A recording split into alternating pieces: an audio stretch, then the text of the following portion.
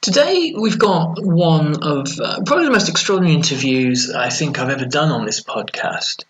Today, we're going to talk to Heidi Langbein Hall, who is the daughter of a former child soldier of the Wehrmacht.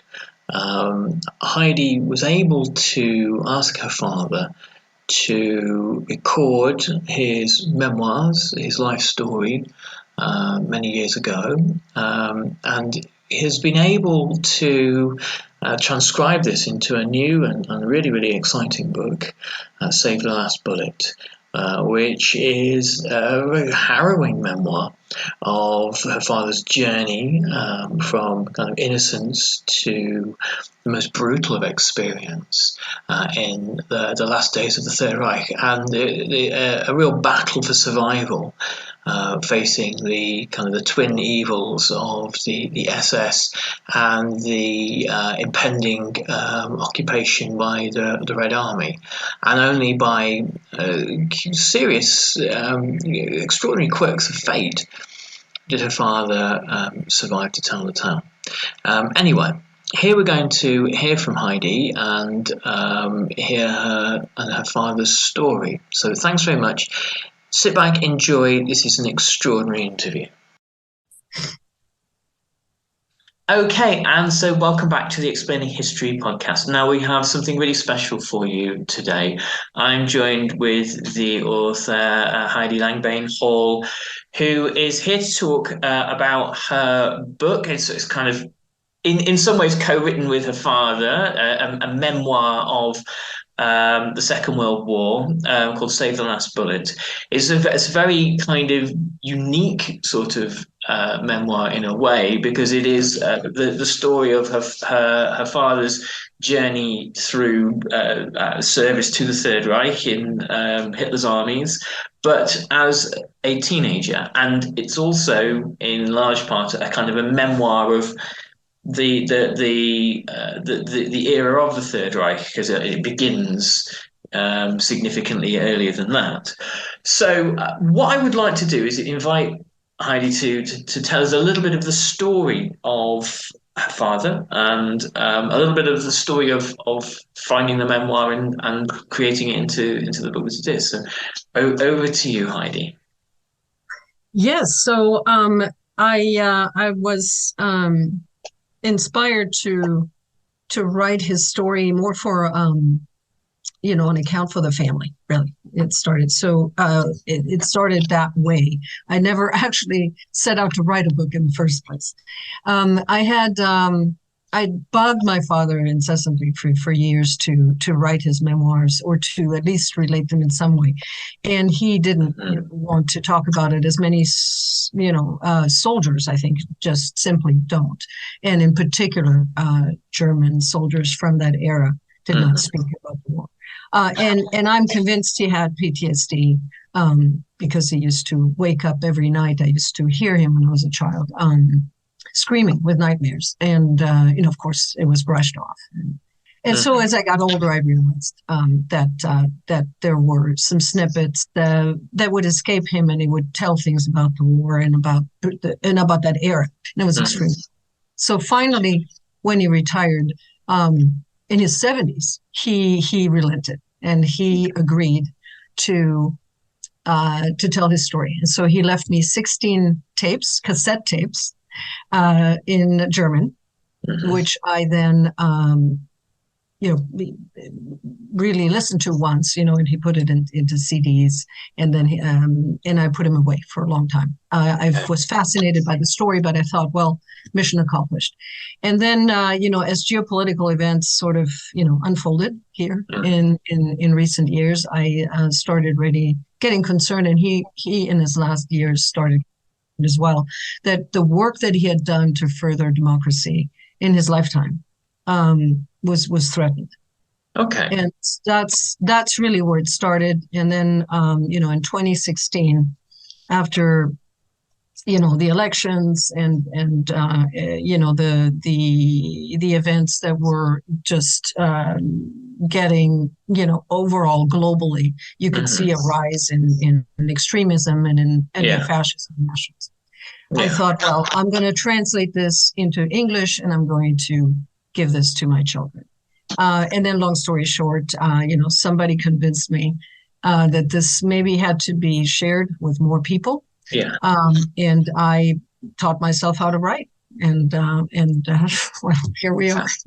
It does seem, I mean, very, very timely. I watched that there was quite a famous sort of pronouncement by Arnold Schwarzenegger a few years ago, talking about his childhood in Vienna after the war and seeing what it was like for these broken old men returning from Russia, and it was obviously a message to this sort of wave of kind of enthusiasm for fascism, and saying really, don't be fooled by any of this. This is this is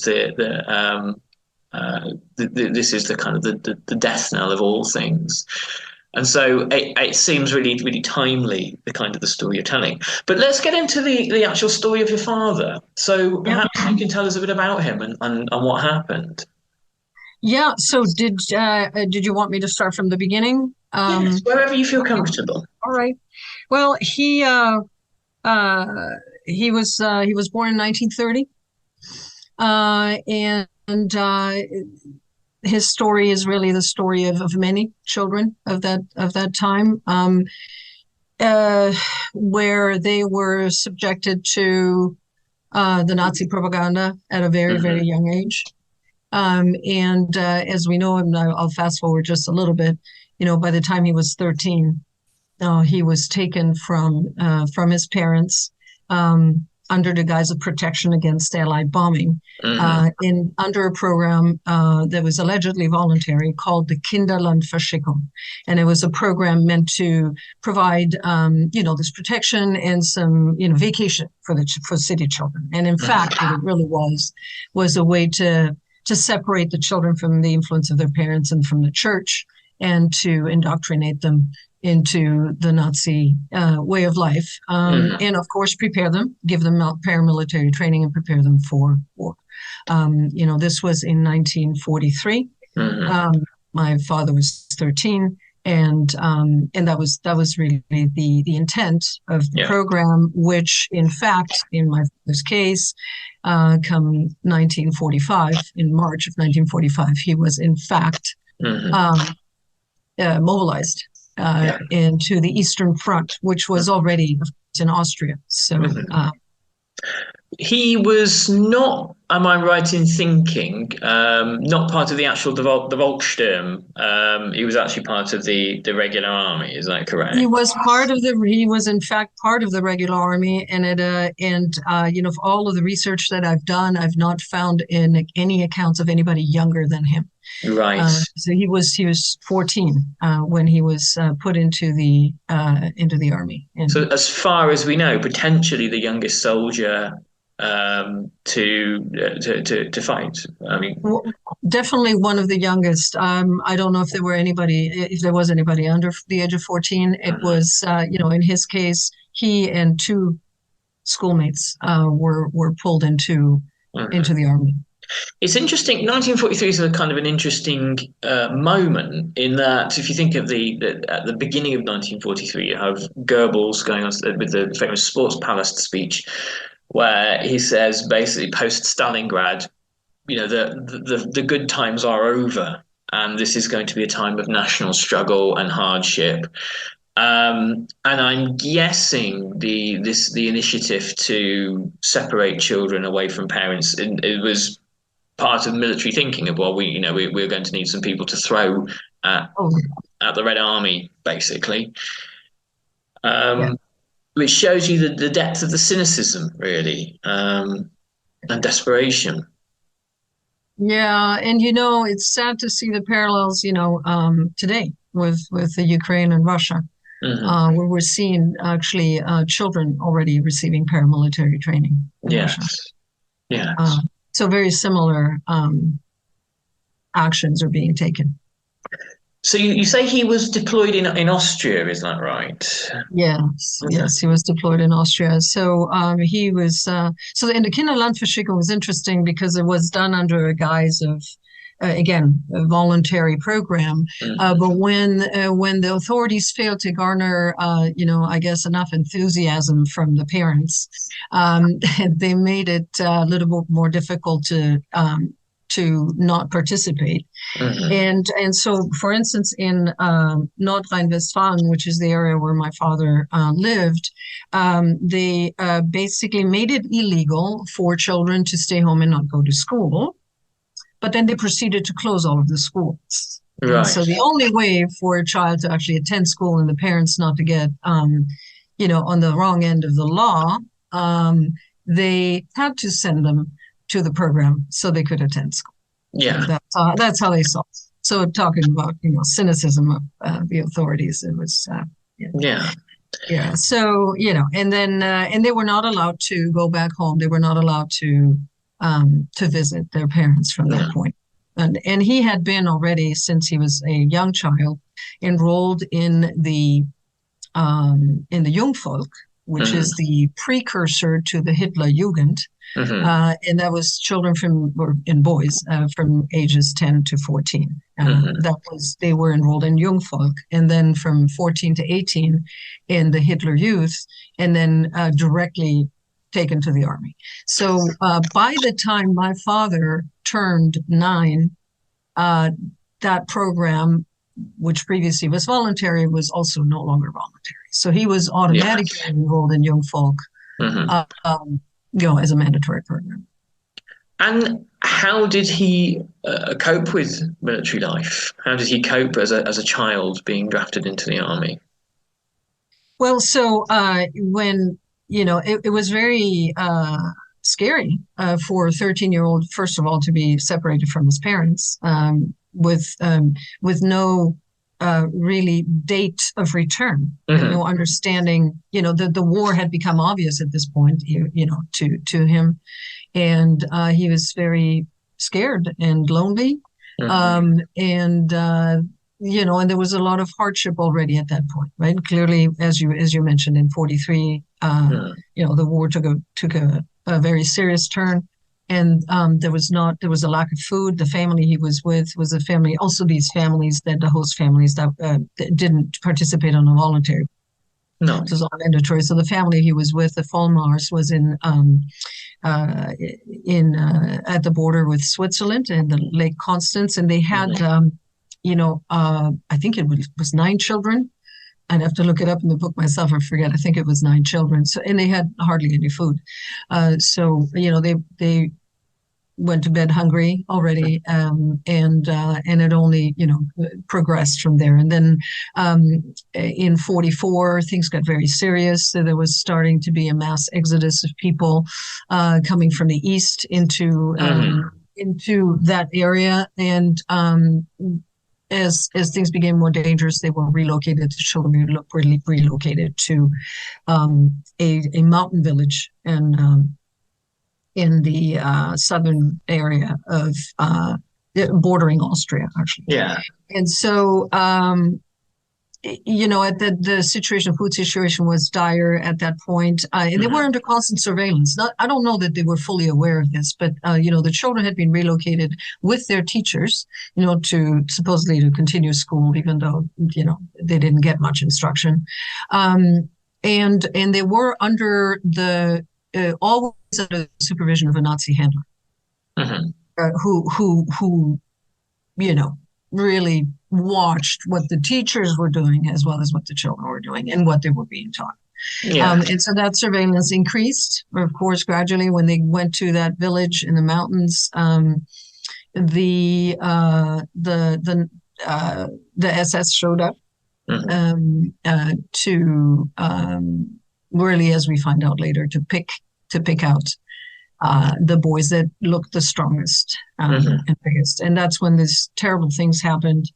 There was so much hunger that a boy decided to go steal some food. The kids were doing that on a regular basis. They would steal food from like the butcher at night, because the hunger was such a problem. And to them, it was more like almost a prank, but also survival mechanism. And so this boy was very hungry, and he got into the SS depot. And unfortunately, he got caught, and it was actually punishable by death. Right. Stealing from the SS.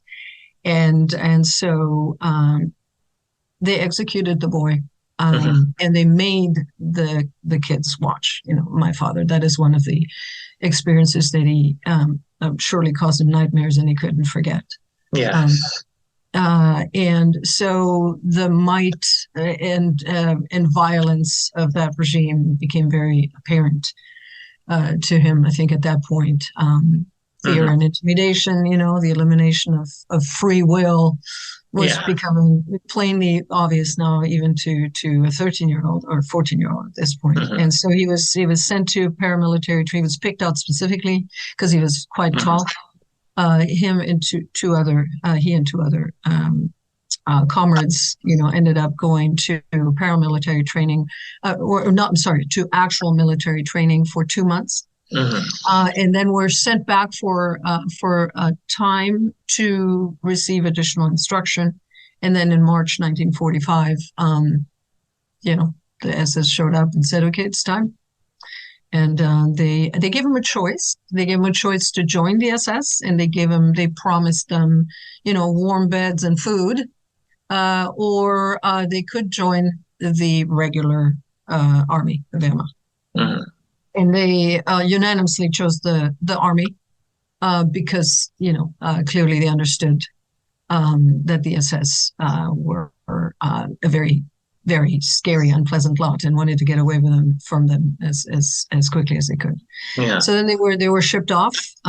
They were shipped off to, with just 2 months of military training, to what was then the Eastern Front. And what my father didn't realize at the time is that he was in a very, momentous battle, because the battle that he ended up fighting, his first one, was the precursor of the Battle of Vienna.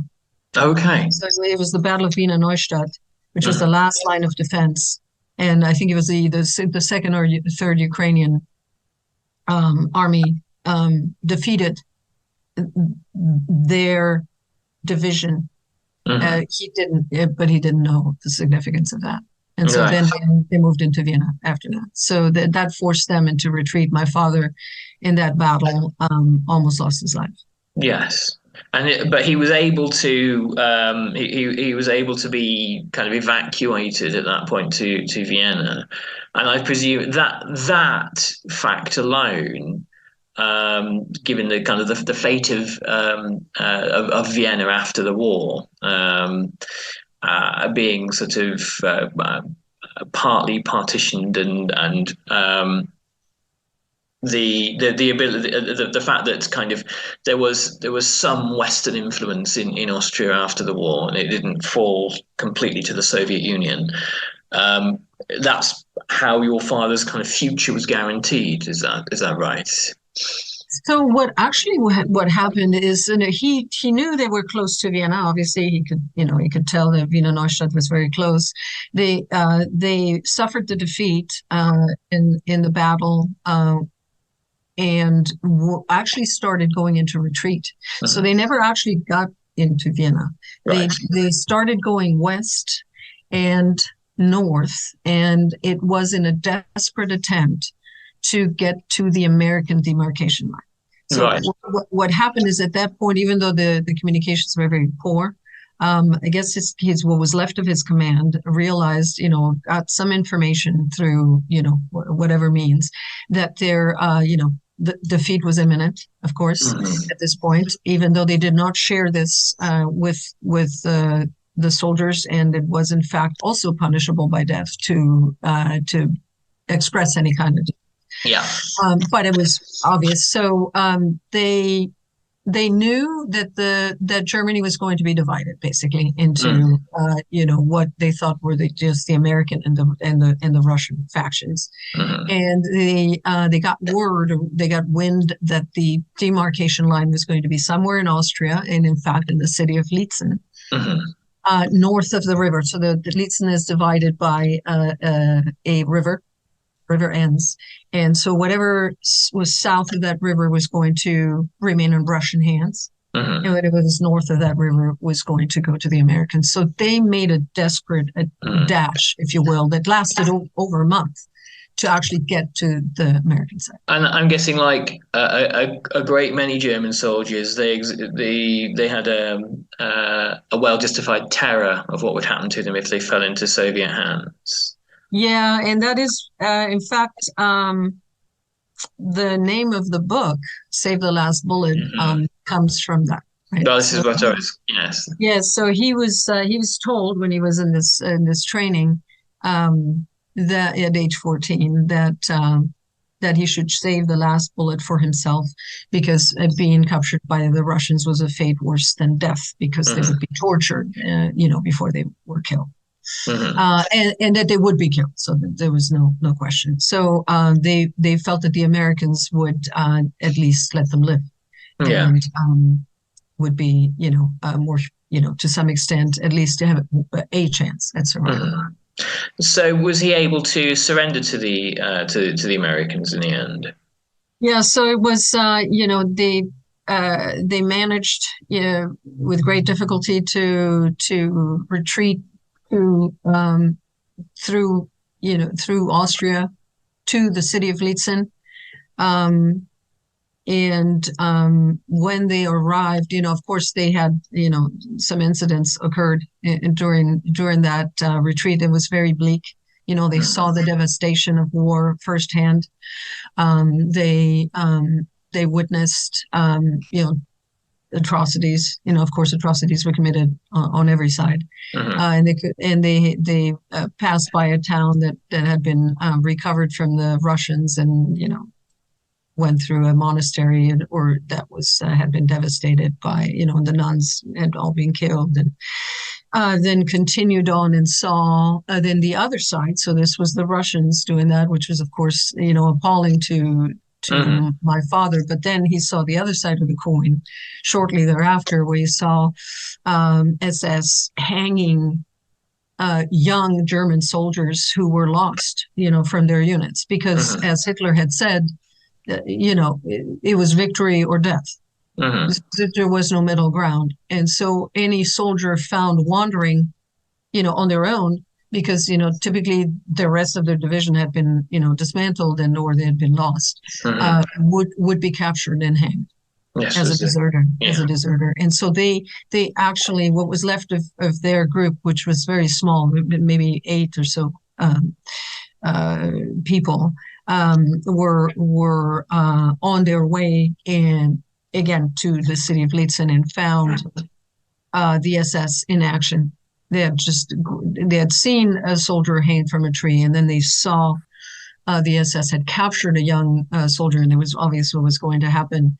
And they actually they ambushed the SS and they killed them, because they were so outraged, at this point, and so just, desperately jaded by, everything that they were seeing. So they killed the SS and then saved the young man's life. Wow. And continued on their way. Wow.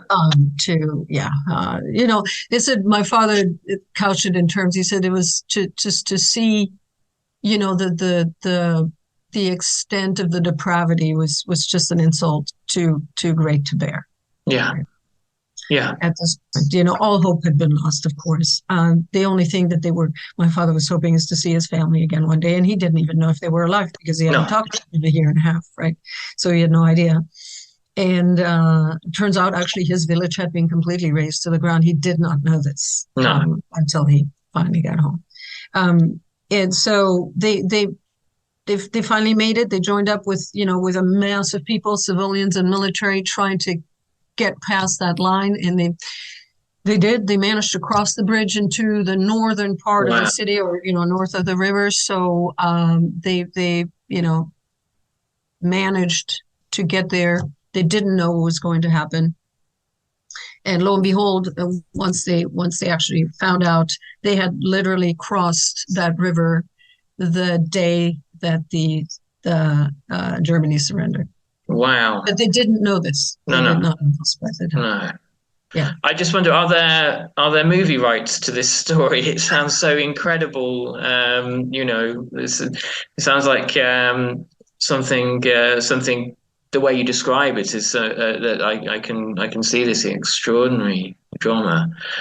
What was life like for your father after the war? What was his journey when the war ended? So that was really interesting because technically, so the war had ended. Again, they did not know this. So they were in the city of Lietzen, and the next day they were still doing military drills. They were not aware, Hmm. and they actually, my father accidentally ran into Americans in a convoy of Americans, who astonishingly, he was in full gear, with his Panzerfaust and his machine gun, and he just, he stood there in the square, seeing this convoy of Americans in a jeep, and it was one of those moments, I guess, that's sort of frozen in time, and they turned around and they left, and he couldn't understand what happened, so he went running back to his lieutenant, and at full speed, and saying, the Americans are there. And that's when the lieutenant stopped him. He says, Langbein, we just found out Germany has surrendered, the war's over. So Wow. of course that point that made sense. That's why the Americans had left, because there was essentially a ceasefire. It was permanent now, and so there was the hostilities had ended, and so my father kind of just collapsed on the ground, and between immense relief and also fear and apprehension for the future. So then they agreed, what was left of the unit agreed to give themselves up to the Americans. And they spent 3 or 4 days in this meadow with no food or drink, waiting for the Americans to show up and take them prisoner. And it's interesting because they were not prisoners of war. No. So they were interned persons because they were captured after the war ended. So that put them in a very interesting sort of limbo category. They didn't quite know what to do with them. No. And so that created some interesting dynamics. And they were in this camp, and of course it's war, and it's it wasn't pretty. There was no food. They were given really, I think, one portion of bread that was mildewed per day. A lot of the prisoners died of dysentery. My father was beat within an inch of his life upon arrival, because the Americans held that that such a young soldier must have been an avid and just very convinced Nazi, and so and it was the commander was Jewish, and of course he had that experience, right? His experience, weighing on him, and he exacted, I guess, revenge on the German people, and my father was in the crosshairs of that, and my father didn't quite understand any of that background. No. Although clearly he was aware from a young age, because he actually had a young little friend who was Jewish, and my family was very well acquainted with this Jewish family, and had realized that something was going on, that he wasn't able to speak to the family anymore, and then he saw the Jewish star, so he started realizing, and when he asked questions, they wouldn't answer the questions. Yeah. So he knew, and he saw the synagogue burning. He actually saw at age 8. He didn't realize until much later in adulthood that what he had witnessed was the Kristallnacht aftermath. And he didn't get any answers. He couldn't understand.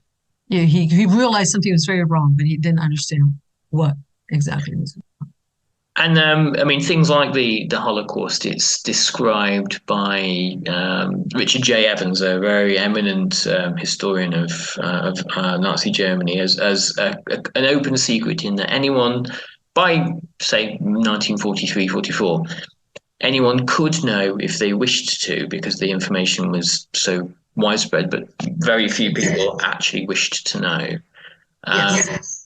And I wonder, but towards the end of the war, was your father aware of the Holocaust, or was it something that he didn't know about, you think? No, he didn't. He didn't. And in fact, I saw several accounts, from younger soldiers, that like self-published, maybe small memoirs, where their experiences were very similar. So they realized, because they were so young, right? So they were taken. They were taken also away, right? They were taken to the Kinderlandverschickung in 43 when things got really bad.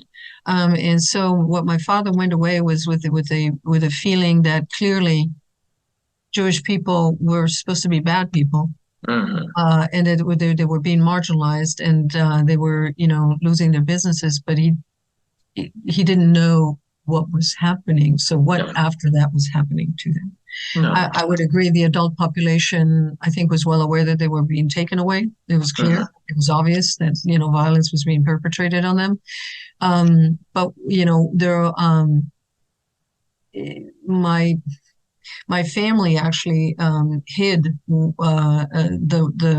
the lady, of that family, the wife, because the husband was taken to Theresienstadt, to the concentration camp. He luckily survived. Actually, he survived, and he chose to remain in Germany, which is very rare, because his wife was German.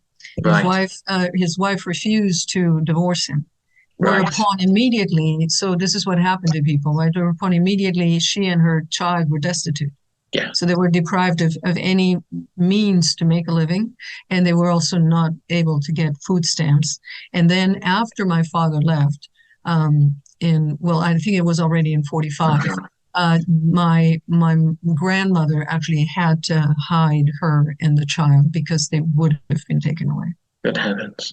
So just very quickly before we finish up, your father then, did he eventually find his way to America? Is that how you're... Yeah, so no, my father never went to America. So what happened is they were eventually released from the camp, and my father, I think, was very clever, and when he realized as they were dismissing people and discharging them from this camp, there were two lines, but they weren't being told what the two lines were. But what he was hearing the administrator ask, "What is your occupation in peacetime?" And he noticed that the people who said farmer were going to one line, and pretty much everybody else was going to the other line. So because he came from, partially from a family of farmers and had farming knowledge, he decided to take a huge gamble, because he figured, accurately so, that farmers probably were going to get sent home from the land. And so when he was asked, he said farmer and student. And so they sent him in the line, and then he found out that, yes, the people who went to the other line were sent to France. To do mine sweeping and to work in mines, and didn't return until 47 or 48. So he was sent home. They were sent home in a convoy that was very much reminiscent of the convoys that the Nazis had put the Jews in. With the open cattle cars with no food or drink. And so the journey that was supposed to take from southern Germany to back to Witten, which is in an area of Cologne, where his home was, would have taken maybe a few hours, 5 hours. So it took 14 days. Good heavens. And they had to, because all of the rail infrastructure had been bombed out. Right? Yeah. purposely so, of course, by the Allies, Yeah. and then also I think self-sabotaged by the Germans to some Yeah. extent. And so he had to go through Belgium and Holland, Yeah. and they that convoy, they were packed like sardines, with very little room to even breathe. So luckily for him, even though he didn't feel so lucky, he was sitting at the edge, Hmm. and even though he was being pushed out, he was able to hold on to that. There was a chain to hold on Yeah. to, but he wasn't able to move for the 14 days. So his legs, so he basically became paralyzed. His Oh legs my had goodness. no more movement, and the dead people, went over his head because people died standing up, and so they had to push him over Vehicle. off the wagon, unfortunately, Yeah. and it was just a horrible experience. Yes. And it tells us that, I mean, there are many, many really good books about the aftermath of the war, and really, violence and trauma in much of Europe continued for several years afterwards. The settling of scores, the dealing with collaborators, the moving back and forth of refugees, often in the most brutal of ways. And I think, the value of what you've got here, the value of what you've written, is it captures this moment, um, from this moment in European history, and from your father's perspective. Now Exactly. Yeah. Oh, sorry. we're nearly out of time, uh, Yeah. but the book's being published by Pen and Sword, isn't it? It is being published by Pen and Sword and distributed in the United States by Casemate. I just wanted to say in finishing that what my father realized is that everything he'd been told had been a lie once he finally made it home, and and what he decided to do was to dedicate his life to the advancement of democracy, so that this would never happen again. And he actually succeeded. He Wow, studied law, and he ended up as the head of NATO Germany legal division, and he won was awarded the Medal of European Merit by Vice President Vizine from Belgium in 1979 for his work in the advancement wonderful. of democracy in Europe. Wonderful. What a wonderful and really, really moving postscript to a very dark story.